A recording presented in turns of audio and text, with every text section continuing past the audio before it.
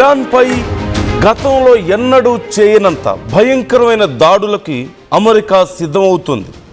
Middle ఈస్ట్లోని American పౌరులకు ఒక big alert కూడా జారీ చేసింది.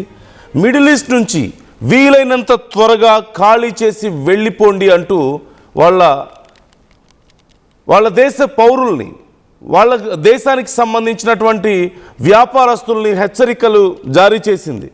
వీలైనంత త్వరగా వెళ్ళిపోండి, ఏ సోర్స్ దొరికితే ఆ సోర్స్ ద్వారా మీరు బయటకు వెళ్ళిపోవడం మీకు చాలా ఉత్తమం, లేని పక్షంలో మీరు ఇబ్బంది పడాల్సి వస్తుంది అంటూ చెప్తోంది. ఈ నేపథ్యంలో యుఎస్ జారీ చేసినటువంటి ఆ అలర్ట్ నేను ఇప్పటికే మీకు స్క్రీన్ మీద చూపించే ప్రయత్నం చేస్తున్నాను. సో ఒక్కసారి ఆ అలర్ట్ కూడా అదిగో మీకు కనిపిస్తుంది, సెక్యూరిటీ అలర్ట్ అని చెప్పి నేను మీకు స్క్రీన్ మీద చూపిస్తున్నాను. మిడిల్ ఈస్ట్ నుంచి వీలైనంత త్వరగా వెళ్ళిపోండి అంటూ అందులో హెచ్చరికలు ఉన్నాయి. ముఖ్యంగా కొన్ని స్పెసిఫిక్ కంట్రీస్ని కూడా అక్కడ మెన్షన్ చేయడం జరిగింది. అమెరికన్ పౌరులకు ఇప్పటికే రాయబార కార్యాలయాలు ఈ వార్నింగ్ ఇచ్చాయి. UAE, Qatar, Oman, Iraq, Jordan, Israel, Kuwait, Saudi, Egypt ఈ దేశాల్లో ఈ అడ్వైజరీస్ జారీ అయినట్లుగా తెలుస్తుంది. మిడిల్ ఈస్ట్ ఎయిర్ స్పేస్ గుండా ప్రయాణించే వారికి కూడా వార్నింగ్ ఇచ్చింది. ఇరాన్ దాని సపోర్టర్స్ దాడులు చేసే అవకాశం ఉందంటూ హెచ్చరికలు జారీ చేయడం మనకు కనిపిస్తుంది. కాబట్టి ఒకవేళ కనుక మీరు యుఏఈ నుంచి కానీ, ఖతర్ నుంచి కానీ, సౌదీ నుంచి కానీ ఎక్కడి నుంచి అయినా సరే మీరు ఒకవేళ ఖాళీ చేయమన్నారు కదా అని చెప్పేసి యుఎస్కో ఇంకెక్కడికో వెళ్ళే ప్రయత్నం చేస్తే ఒకవేళ ఆ ఫ్లైట్స్ మీద ఇరాన్ దాడులు చేసే అవకాశం ఉంది. So even civilian transportation is also not safe. ఇప్పుడున్నటువంటి పరిస్థితుల్లో మనం చూస్తున్నాం, యుద్ధ తీవ్రత పెరిగిపోయి చివరికి గతంలో మొదట్లో ఇరు దేశాలకి సంబంధించిన సైనిక స్థావరాల మీద దాడులు చేసుకునేవారు. అమెరికానేమో ఐఆర్జీసీ మీద దాడులు చేసేది, లేదు అంటే వాళ్ళకి సంబంధించిన ఇతర ఏరోస్పేస్ బేస్ల మీద దాడి చేసేది, ఎయిర్ ఫోర్స్కి సంబంధించిన. కానీ తర్వాత హాస్పిటల్స్ మీద దాడులు చేయడం, స్కూల్స్ మీద దాడులు చేయడం, ప్రభుత్వ కార్యాలయాల మీద దాడులు చేయడం, సామాన్య ప్రజలు, చిన్న పిల్లలు, మహిళలు ప్రాణాలు కోల్పోవడం మనం చూసాం. అండ్ ఈవెన్ ఇరాన్ కూడా యుఏఈ, ఖతార్లో ఉన్నటువంటి ఎయిర్పోర్ట్స్ మీద దాడులు చేయడం, ఆ టెర్మినల్స్ని ధ్వంసం చేయడం, రన్వేల మీద దాడులు చేయడం, ఎంతోమంది సామాన్య ప్రజలు, ముఖ్యంగా భారతీయులు కూడా ఈ దాడుల్లో ఎంతోమంది ప్రాణాలు కోల్పోవడం మనం చూసాం. Till now the number is officially 16. ఇప్పటి వరకు ఈ యుద్ధంలో భారతీయులు ప్రాణాలు కోల్పోయిన వాళ్ళ సంఖ్య 16. వెజల్స్ మీద దాడి అవనివ్వండి, షిప్పుల మీద దాడి అవనివ్వండి, లేదంటే ఎయిర్పోర్ట్స్ మీద, లేదంటే అక్కడున్న మౌలిక సదుపాయాల మీద ఎక్కడ దాడులు చేసినా, ఇలా ఇరు దేశాలు ఒకరి మీద ఒకరు తీవ్రమైనటువంటి దాడులు చేసుకుంటూ చివరికి సామాన్య ప్రజల ప్రాణాలు తీసే స్థాయికి వచ్చారు.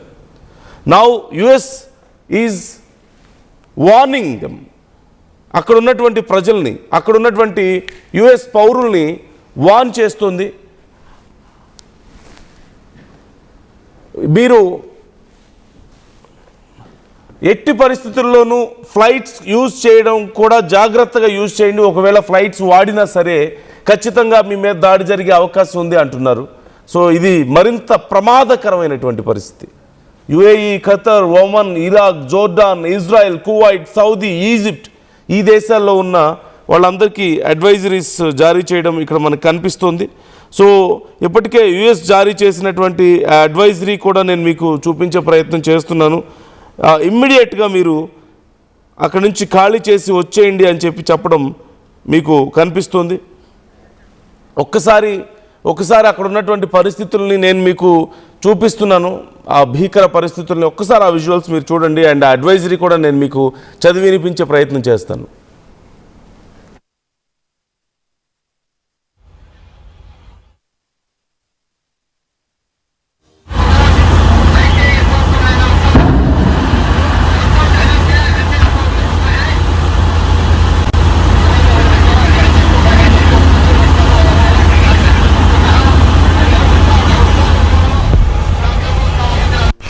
जी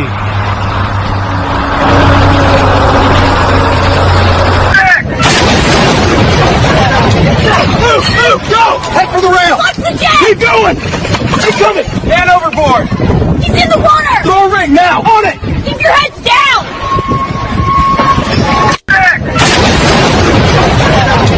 Move! Move! Go! Head for the rail! Watch the jet! Keep going! Keep coming! Stand overboard!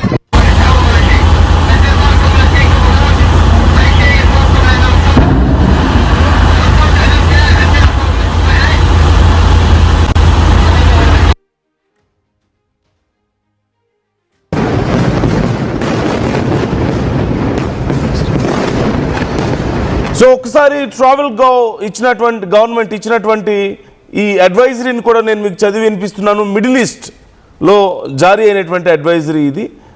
So Americans currently in the middle east should exercise caution and heightened vigilance and should be prepared for the flight cancellations and periodic airspace closures and potential travel disruptions. Some airlines in the region have postponed resumptions of the earlier flight schedules.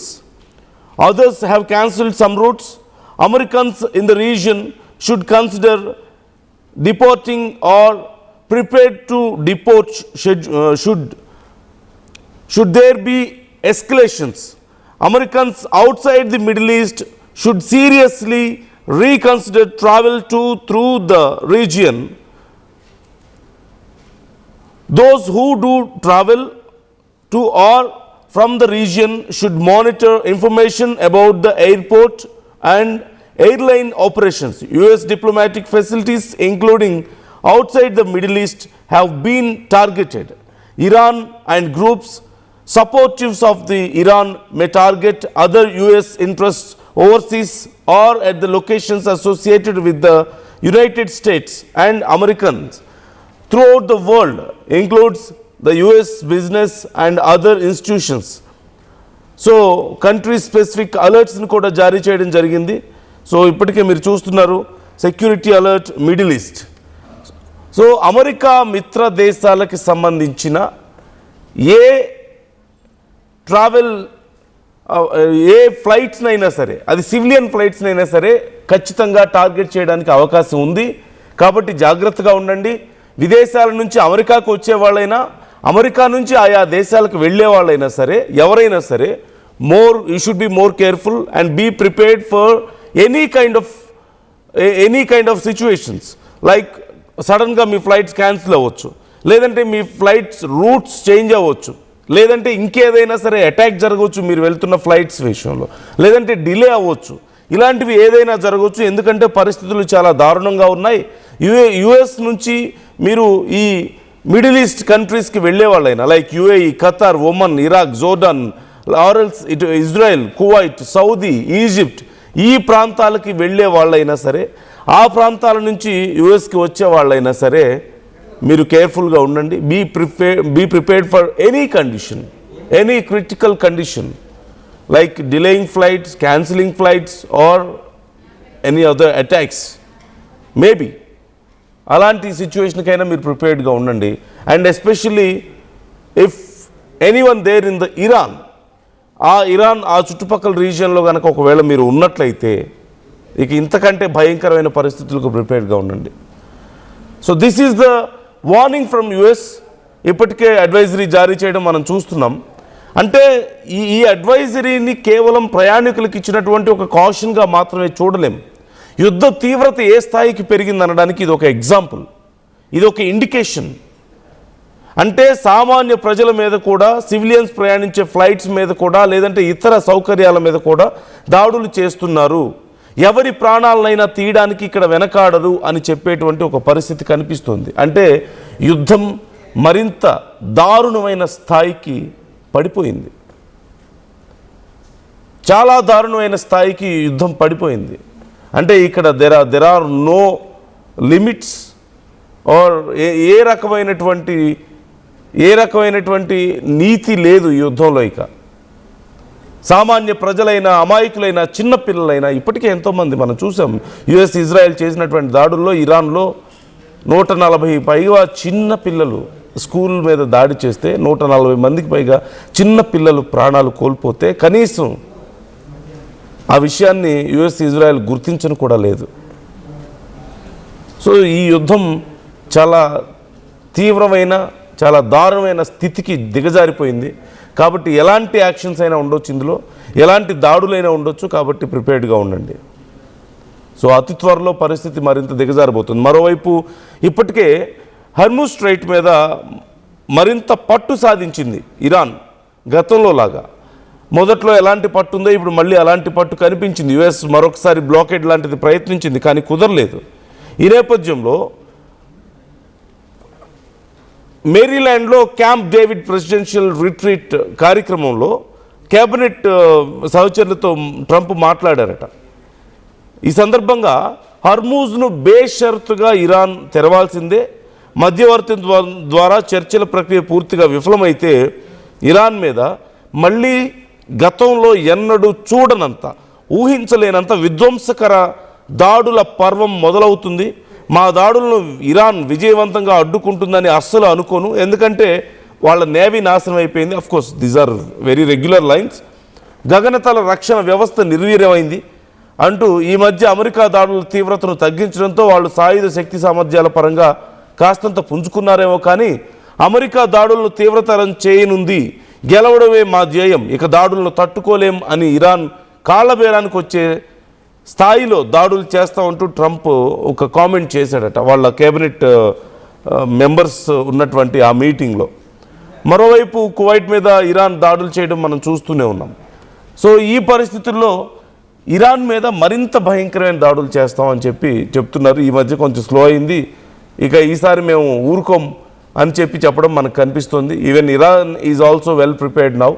గతంతో పోల్చుకుంటే Hormuz straight మీద మరింత పట్టు సాధించారు. మరోవైపు Bob అల్ మండెబ్ దగ్గర కూడా కొంత పట్టుని పెంచుకునేందుకు ప్రయత్నాలు చేస్తున్నారు. హౌతీలను ఉపయోగించుకొని, వాళ్ళ ప్రాక్సీ గ్రూప్స్ను ఉపయోగించుకొని రెడ్ సీ మీద కూడా పూర్తి స్థాయిలో పట్టుని సాధించేందుకు, ప్రపంచ వాణిజ్యాన్ని దెబ్బతీసేందుకు, తద్వారా యుఎస్ మీద మరింత బర్డెన్ పెంచేందుకు, ప్రెషర్ని పెంచేందుకు కొంత ప్రయత్నాలు మనం చూస్తూనే ఉన్నాం. ఈవెన్ ఈజిప్ట్లో కూడా కొంత ప్రయత్నాలు జరుగుతున్నాయి. సో ఓవరాల్గా పరిస్థితి దిగజారిపోతుంది. ఏ స్థాయికి దిగజారిపోనుంది అనేది మనం ఊహించలేము. So try to comment your opinions జరుగుతున్నటువంటి పరిణామాల మీద. అండ్ మీకు తెలిసిన వాళ్ళు ఎవరైనా ఒకవేళ గల్ఫ్ దేశాల నుంచి యుఎస్కి వెళ్ళే వాళ్ళైనా, యుఎస్ నుంచి గల్ఫ్ దేశాలకు వచ్చే వాళ్ళైనా సరే కేర్ఫుల్గా ఉండమని హెచ్చరికలు మీరు కూడా చేయండి. అండ్ కేవలం యుఎస్ఏ కాదు, ఆయా దేశాల్లో ఎక్కడెక్కడ ఏ దేశాల్లో అయితే యుద్ధానికి కనెక్ట్ అయి ఉన్నాయో, ఇప్పుడు డైరెక్ట్ ఆర్ ఇండైరెక్ట్ పార్టిసిపేషన్ అనేది యుద్ధంలో ఉందో, ఆ దేశాల్లో ఒకవేళ మీ వాళ్ళు ఎవరున్నా సరే కేర్ఫుల్గా ఉండమని హెచ్చరికలు చేయండి. కామెంట్ చేయండి మీ అభిప్రాయాలని.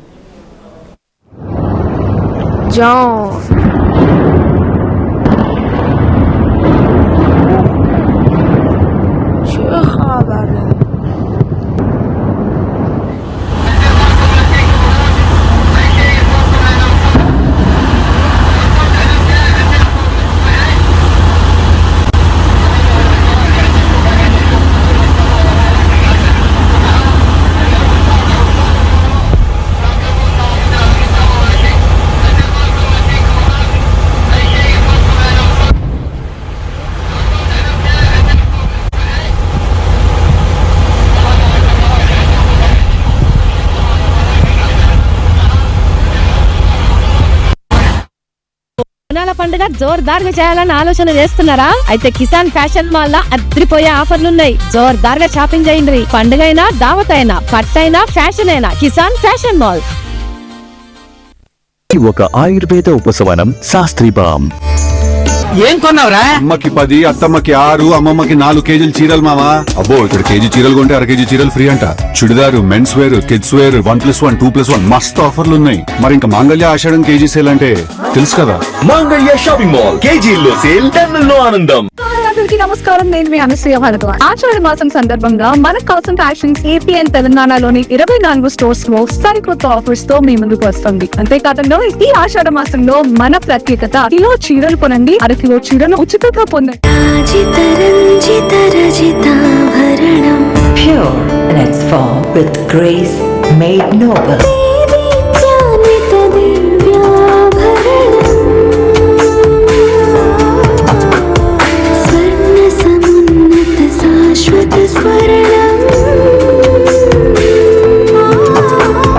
మందిర premium silver jewelry by Manipali. And Dheeraj, a doctor, the photographer. I'm in fine. At Anurag University, be everyone you dream to be. Tournament ముందు పెయింట్ ఎలా టెక్నో పెయింట్స్ ఉందిగా. Techno paints township, dam, stadium లేదా మనీళ్లు paints నుంచి painting వరకు పూర్తి solution కావాలంటే మేమున్నాం. కానీ సార్ టైం కి పూర్తవుతుందా? రోజుకు 23 లక్షల స్క్వేర్ ఫీట్ పెయింటింగ్ చేయగల సామర్థ్యం, 5,000 మంది స్కిల్డ్ లేబర్ టీమ్ మా వెంట ఉంది. 23 లక్షల. అవును, ప్రపంచ స్థాయి రంగులు, అద్భుతమైన షేడ్స్ తో భారతదేశపు అసలైన పెయింట్ మరియు పెయింటింగ్ శక్తిని మేమే. We are techno paints. Techno paints.